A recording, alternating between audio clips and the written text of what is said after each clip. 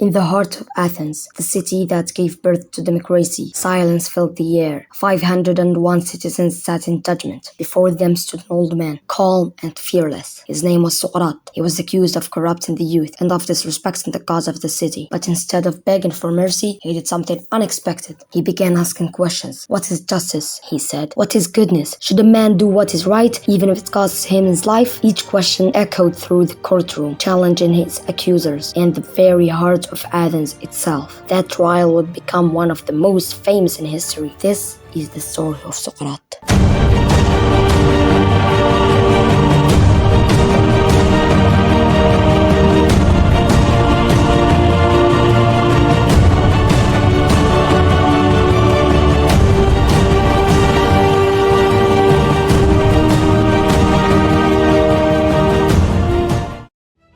Socrates was born around 470 before century in Athens. His father, Sophroniscus, was a sculptor. His mother, Phaenarete, was a midwife. From an early age, Socrates was curious. While other children played, he asked questions, simple ones that led to deep thoughts. He grew up believing that true knowledge begins when we admit how little we actually know. As a young man, Socrates served as a soldier during the Peloponnesian War. He fought in several battles, Potidaea, Delium, and Amphipolis, and was known for his courage and calm under pressure. But after the war, he returned not as a hero of this war, but as a thinker who wanted to help his city find moral strength through wisdom and dialogue. Socrates never built a school or charged money for lessons. You could find him in the streets of Athens, talking with anyone, rich or poor, young or old. He asked questions that made people think, not about the stars, but about themselves. He believed that knowledge wasn't just about facts, it was about self-understanding. He said, I cannot teach anybody anything, I can only make them think.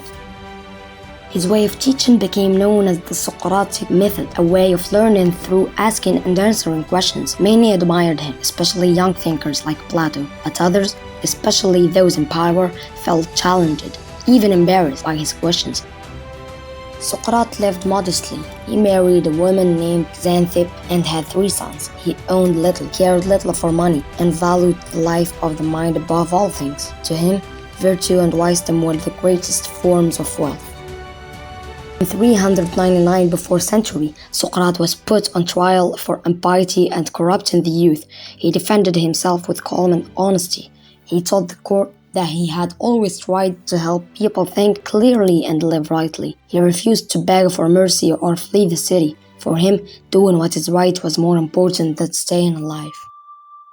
The jury found him guilty. He was sentenced to die by drinking poison made from hemlock. On his final day, surrounded by friends, he spoke about life, the soul, and virtue, then calmly drank the poison.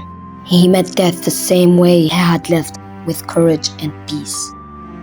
After his death, Socrates' students, especially Plato, wrote down his words and ideas. Through them, Socrates became known as the father of Western philosophy. He taught that questioning, thinking, and understanding ourselves are the path to wisdom. Even today, his message lives on. The unexamined life is not worth living. Socrates' life reminds us that truth and wisdom are not found in what we own, but in how deeply we think and how honestly we live. He showed the world that even one person's questions can change how humanity understands itself.